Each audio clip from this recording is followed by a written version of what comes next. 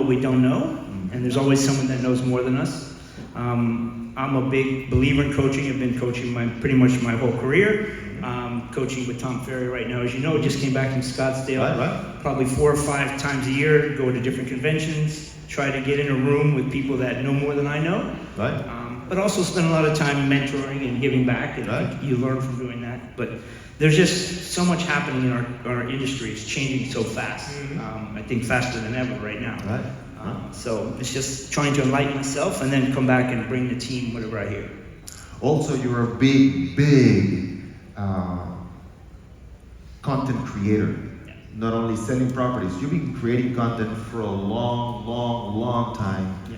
Your weekly videos, your updates, and also you had it last night, your event in Coconut Grove. So let's start with the weekly content. You've been doing videos for how long? Yeah, I mean, going back before that, we were blogging when that was a new thing.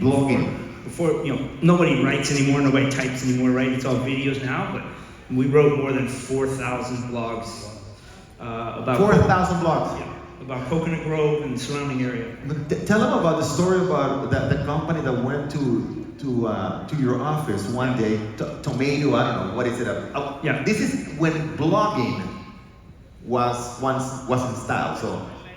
Yeah, so I think if we go, this is going way back for a lot of you probably weren't even in the business. I think this is almost 15 years ago. Right. There was this thing called the internet coming, right? And there was no Zillow, there was no place where the buyer, the consumer could gather information about anywhere. They just had to trust a realtor, and that's all they had. And so one day we're at the Berkshire Hathaway office, and this company called the Real Estate Tomato, crazy name, is saying, hey, there's this new thing in California. By the way, everything that happens in our business starts in California and comes to us. We are the last people to know about it. We're on an island. Yeah, the trend started in the West Coast. The trend started in the West Coast. Yep. So they started talking to us about creating content in your community because of the way the search engine was going to operate, right? How people were going to find you. And people were slowly understanding that there was a different way to buy property now. They could get educated themselves. So we started blogging little by little and really grew our entire business and our team just from writing about Coconut Grove. Right. So it's how many? So you had over 4,000.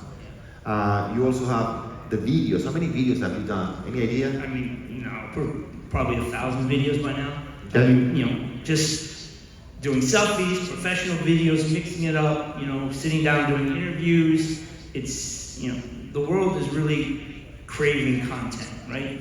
And the world is craving content. I love that phrase. I know that you're very big on content. Mm-hmm. And it is just look how many people are in this room, and there's 60,000 of us in Miami Dade County. How is anybody going to decide, I like you, I want to work with you, right? And I think what we can do to stand out is be the information giver, right? There's a lot of information, but the consumer still needs it to be deciphered. They need it to be, given to them in a very simple, manageable, and understandable way. And I think that's where you can really stand out. We don't make content for Doral. We don't make content for Broward. We make content we go an inch and a mile down, right? So we're not going a mile wide, we're going an inch wide and a mile deep, so that if you come to us, these people know what they're talking about this community, this product, and I think that's really what separated me in my career. For many years? 22 now. 22 years, and now you do it over and over again. Another thing that you mentioned is the story about the open houses, which is, okay, I did one open house and it didn't work. So what do you say to that? Yeah, so I think a lot of us, it's a different generation of realtors. I have a team of 30 people now, and a lot of my team, they're not here, so I can say this, they're probably pretty spoiled. Okay. They think, hey, I'm gonna go do one of your open houses, and 20 people are gonna show up, and I'm gonna get 10 clients, and this is gonna be great. And that's just not really how this works, right? Open houses are just another way of marketing yourself. It's another way of just having an opportunity to let the potential client know that you know what you're doing. But it takes time. It's not and how many? Not two. Right. I mean, I really feel like you need to do 20 or 30 a year. A year? A year, at least. At least, exactly. At least. Right. Consistently, same neighborhood, same stuff, and be prepared. Don't take it. don't take it lightly. Don't show up 5 minutes before. Right. Put a sign out front and hope people show up. Really work it. It's such a great opportunity. I built my business doing open houses back in the day. So, and I love the phrase he uses. He says, "You think postcards don't work? Go do 100 postcards, 100 times. Send workers for 100 times, and you tell me then. You think open houses don't work, right?" Yeah. So this year, our team, every year we have a word of the year. But to Orlando's point, this year more than anything, the word of the year is consistency. And the word is consistency, right? Yeah. It is something I think the industry's gotten away from as we try to find a new, fast, sexy thing to do. Whoa. But really, what works the best is doing something over and over and over and over again, right? And that's how you build your brand. And I know you want to talk a little bit about listing, right? Being a listing agent and how do you start that process, right? It is just consistently getting in front of a small group at first and then expanding as you have some success. Right. But it is way better to mail or text or call or follow up or knock on doors on the same places over and over again than it is to try to go very wide. Right. Remember my favorite phrase, right? And we mentioned it yesterday. I don't fear the person who practices 10,000 kicks one time. I fear the person that practices one kick 10,000 times, and that comes from Bruce Lee. That's my favorite quote. I mean, nothing compares to it. I think that discipline, that consistency beats any type of talent, any type of talent. And you mentioned that all the time. You think open houses didn't work, you come back to me after you do 50 and then we'll talk, right? Love your style, man. And my brother went back there. I'm serious, and I'm dead serious. Because it shows you're honest. This is me, all right? And people sometimes try to fake it. So can you talk about your style? I was telling them when we went to Inman, remember? That they asked, okay, tell me the 2 listing agents in Miami you could recommend to Inman. That's Riley Smith and Anthony Ascowitz. And I was telling them, this lady from Naples, remember? Remember that? And she went, whoa, and then when Riley started talking, everybody goes like, see? So talk about your style. Yeah, I mean, I really believe that if you're not your authentic self, you're not going to connect with the customer. You can't be anybody else. You have to be who you are. I think we all, when we get in this business and we don't have the confidence, right? We try to be somebody else. We try to mimic some other successful people. I used to wear a jacket. I never wore a tie, but I used to wear a jacket for a little while.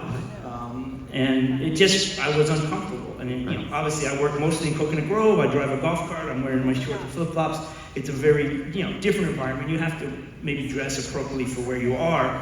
But at the end of the day, how I look has no effect on how I'm going to sell your house, right? How I'm going to sell.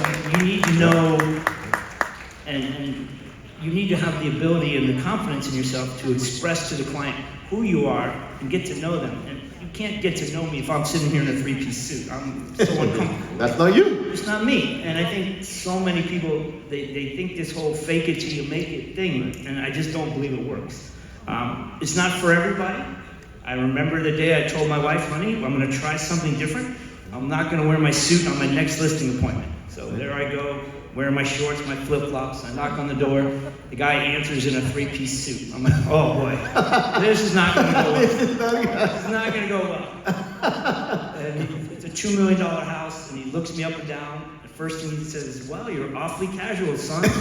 Son. Okay.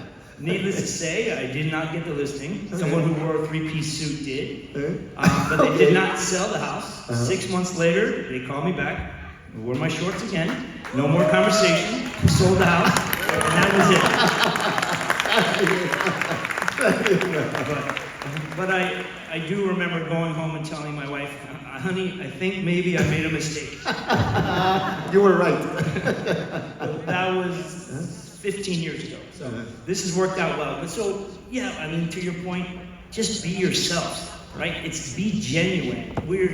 Miami is so fake. So let's be real. We all know Miami is fake. So if you can be yourself, you can come across that way. I mean, nowadays I literally show up on my listing appointments. I did one the other day on a $12 million house.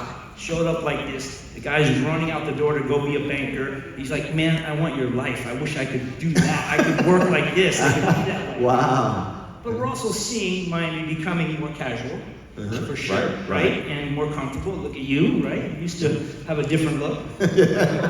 So, yeah, be your authentic self. And not just in how you dress, and how you talk, and what you say, and what you do. Don't try to be anybody else. They can see right through it a mile away. Which also connects with your style of making a presentation. Do you take the contract to the presentation? No. See, so it's a completely different style. It's not a cookie cutter box. So this is. Can you tell them how you present, how you do a listing presentation? It's very interesting. So to me, when you're going on a listing presentation, the work is before you get there, right? Obviously, you've had to have done a lot to get the call, right? You're doing your branding, you're doing your marketing. But when I show up at a house, I show up just like this. I don't bring anything. I don't bring a contract. I don't bring any comparables. I don't bring my marketing plan. I just want to go there and set the tone with the owner that I want to get to know you. I don't necessarily want to, you already know who I am to some degree, right? But I want to know what's your story, what are your pain points. I want to hear from you what you love about the house and all these things, and really be more conversational, right? Most of my listing appointments, the first 20, 30 minutes, we never talk about the house. I'll walk in the door, I'll see something, oh, they play golf, or they have a kid that goes to college, and we just start to get to know each other. Because they're gonna call 3 or 4 professionals, but they're gonna hire the one they connect with the most. So the person who sits down and opens up their book and starts going through their marketing plan, listen, everybody has a marketing plan, right? So Me too. The Me Too agent syndrome. Yep. So when I say the work begins before you get there, when I show up, there's not a house you can ask me about that I don't already know. Wait. Say that again. There's not a house you can say, oh, my neighbor's house sold for 2.3, so mine should be 2.5. Well, I know, no, the neighbor's sold for 2.1, but it was smaller, and you have to do your homework in advance. You have to know your market in advance.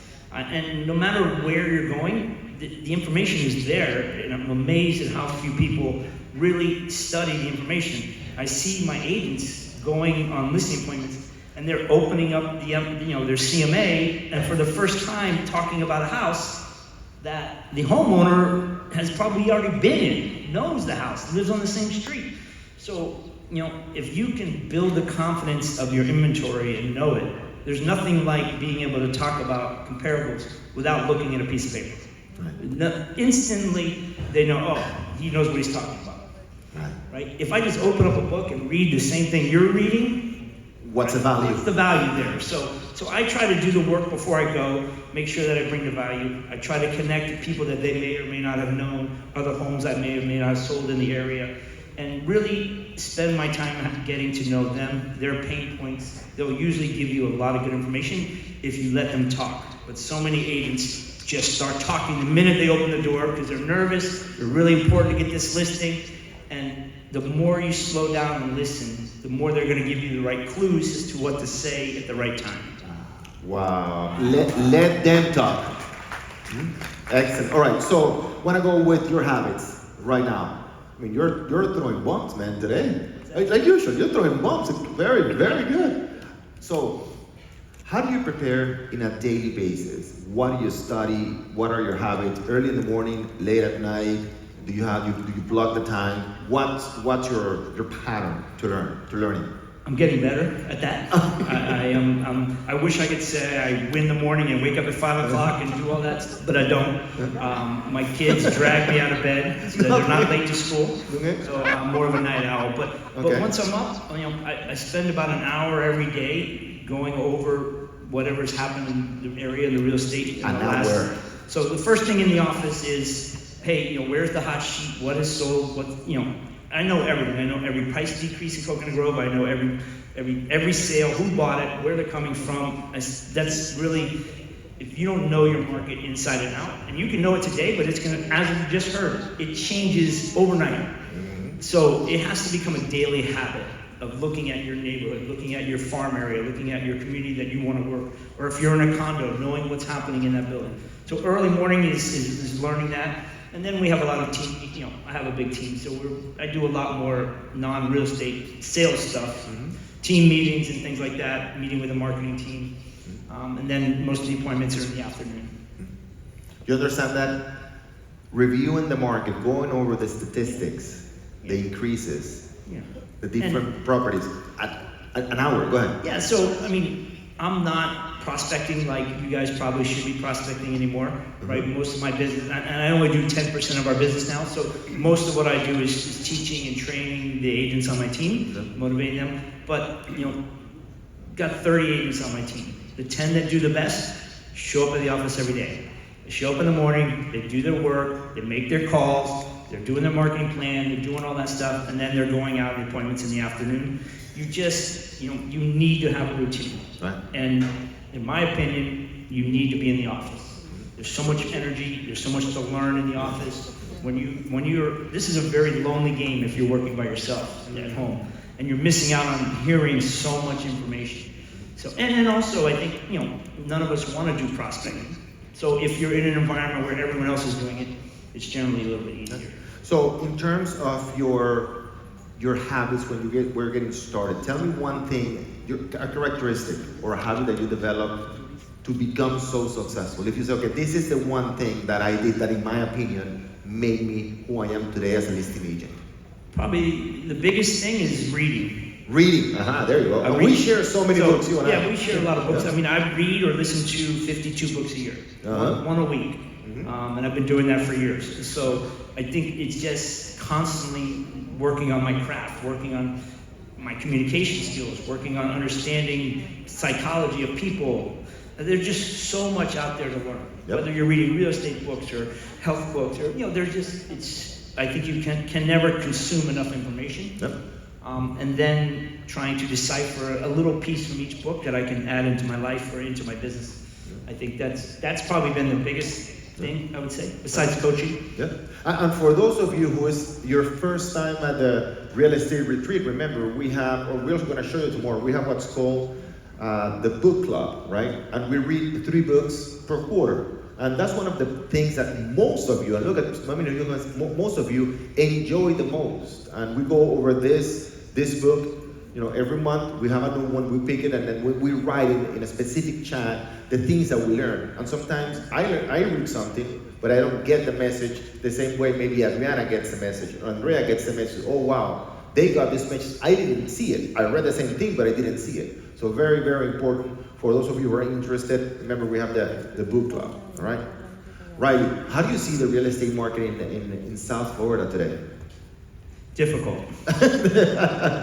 I think difficult if you stay within Miami. That's the issue. There you go. Yeah, I think as you saw in the numbers before, we all understand that we have an inventory crisis. Right. Basically. Right. But obviously, the interest rates are going to keep us stuck until we see some movement there. But as I tell my team, every day I look at the hot sheet. Somebody bought something, somebody sold something. So the market can be down 30%, and if you focus on 30%, you're going to get the 30%. If you focus on the 70% who are buying and selling, there's still opportunity there. And I really believe now is the time to double down, and we've had this conversation a few other times in history. Right. When the market gets tough, a lot of non-professional people who are not investing in themselves, like you guys, get out of the business, right? So we need that. But also, there's a flight to quality. The buyers and sellers, when it's a harder market to understand, it's harder to sell, it's harder to find the right houses, they're going to look for the better agents. They're going to look for the agents that stand out. So you said flight to quality. Of course. I love that phrase. Okay, perfect. Yeah, so I think, when the market is good and it's easy, you can hire your cousin, you can hire your brother, you can hire your sister, whatever. But when it's not so easy, it's time to find the professional. And how do we stand out? And I think right now, if you're ever going to invest in your business, there's never been a better time to get people's attention. More and more realtors are pulling back, putting their hand in their wallet and not spending money on marketing. We doubled down and maybe even tripled down in the last 6 months. If you go to Coconut Grove, you're not going to miss me. I'm on every bus bench. I'm on every golf cart. I'm everywhere you go. You go to the grocery store, you go to CVS. And the idea is, I think there's a window in time when inventory is going to unlock. And we want to be the first name you think of in our marketplace. So if you've ever thought about investing, in yourself and in your business, there's no better time right now. And I don't necessarily mean buying leads from Zillow or Realtor or anywhere else. I mean invest in your community, right? Sponsor events in the community, get a bus bench in the community, do your postcards, whatever you gotta do, but I think that's gonna be money well spent over the next year as we shift into a more normal market. You just did it last night, okay? You had, it's a quarterly event, right? How many, so Riley does something very interesting that every quarter, and if you can explain it, what do you do every quarter in Coconut Grove? So you explain it for the audience. So in Coconut Grove, obviously it's a small community, and I've been living there my whole life, and that is where I do most of my business. But you can do what I do there anywhere if you want to. Right. So we do it not quarterly, we do it 2 times a year. So 2 times a year in the spring and in the fall, we do what we call the Coconut Grove Real Estate Talk. I do it at one of the iconic restaurants, Green Street Cafe. So how many of you know Green Street? You've been there for brunch, I'm sure. Yeah. So we're there, we were there last night. We have about 100 people come, about another 200 people watch us on, either on Facebook or live, watching us live. And we basically break down every number that you could conceivably imagine and talk about what's happened to the market. A lot of what you just saw today a little while ago, but very, very, very neighborhood specific. And every time I do that, I get 2 or 3 buyers, I get 2 or 3 sellers. So every time you say that again? Every time we do one, we get 2 or 3 buyers, 2 or 3 sellers. And the reason is, if you're brave enough to stand up in front of a crowd of people and talk about anything, they'll believe you know what you're talking about. Yes, exactly. And what happens is, when you put these events on, it forces you to double down on learning your market even more. Like, I think I know the market, but then as I'm getting ready for the event, I start to understand even more nuances and little details. And the more granular you can get in your data, you're gonna connect to many more people. We have renters, we have investors, we have buyers, townhouse owners, condo owners, single family owners. They're all different in our same market. So, we really spend about an hour touching on all of those points. And when you leave there, just like you said there, you've learned so much more about your community, about your home, or if you're thinking about buying or selling. So if you can do that, it will make you stand out faster than probably anything else I can think of. And don't be afraid. The first time I did it, 5 people showed up. So, okay. Right? But we kept doing it, like the open houses. Right. We kept doing it. And we could probably get 300 to 400, but I love the intimacy of the venue so that I can really mingle with the people. Right.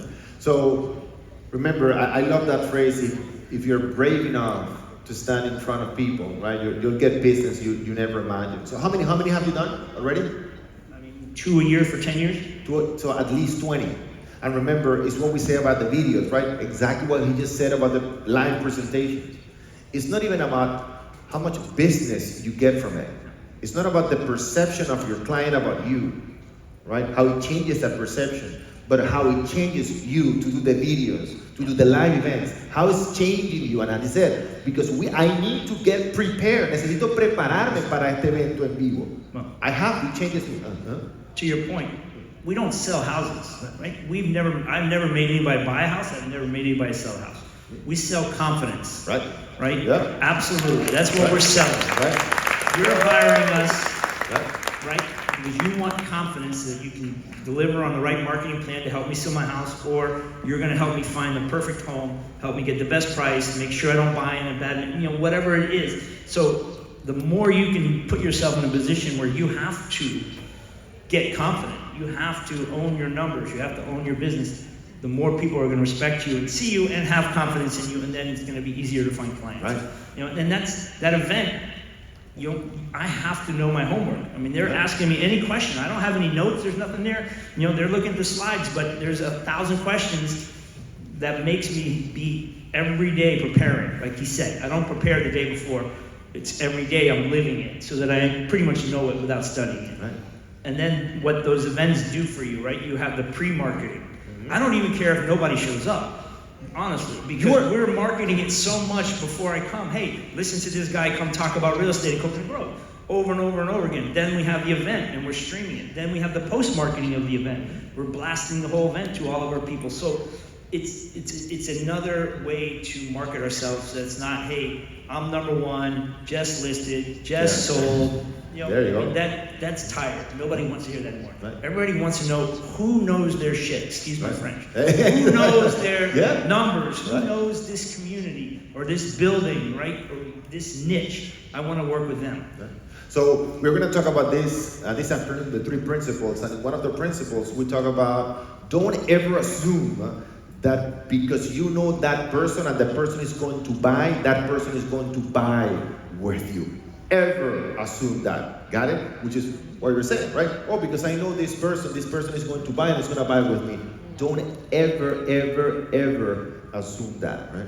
No, I mean, we take it for granted buying some houses. It is usually the biggest decision of our clients' lives, right? And so I think we, as professionals, should take that very seriously. We probably don't do a good enough job as a whole community doing that.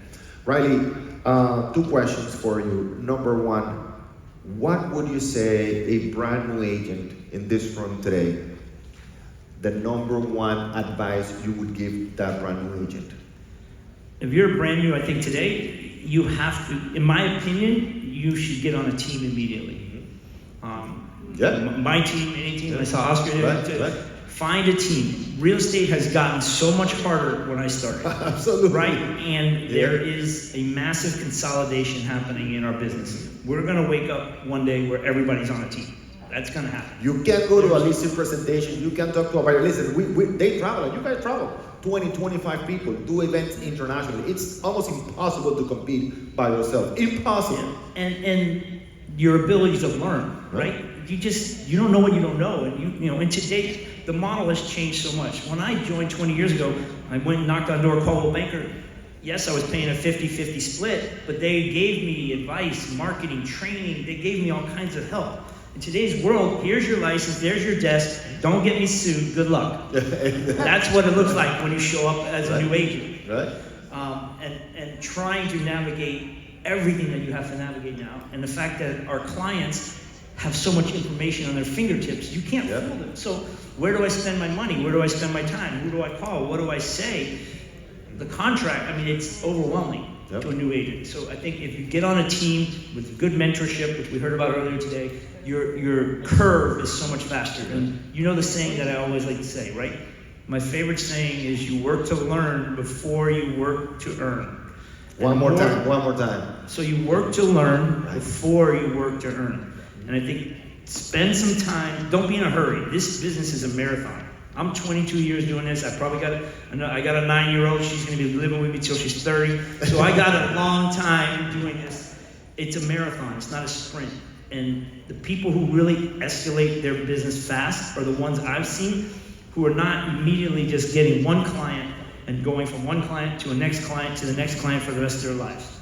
Right? They're learning the business. They're learning the communication, the contracts, how to prospect, learning the neighborhoods, learning the inventory, and then just learning the language of real estate, right? So get on a team and absorb everything. Learning the language of real estate. I love that phrase. Yeah. For the experienced agents, to close this interview today, which to me, I had so many bullet points right here, so thank you for the time. What would you say that experienced agent in 2023? What's the number 1 thing you need to develop?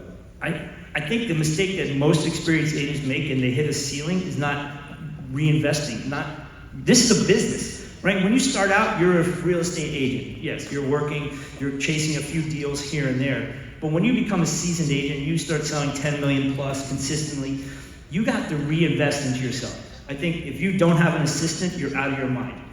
I got an assistant before I could afford to pay for an assistant. What do we say? If you don't have an assistant, you are the assistant. And we say that, right? And even if you're a brand new, there you go. So I think you need to get an assistant. You need to spend money on marketing. I'm still amazed at how many people do this business and don't spend any money, right? I don't know many successful businesses that run without spending money. Yep. But realtors are notoriously terrible with money, right? Yep. We don't pay ourselves salaries, we don't pay the taxes, we're always behind. So really taking a part of your check, no matter what, and religiously reinvesting it in your business, right? Start working on your business, stop working in your business. Absolutely. That's when you hit a certain level. Yeah, right? absolutely. Mr. Riley Smith for everybody. Riley, Thank you. What a pleasure.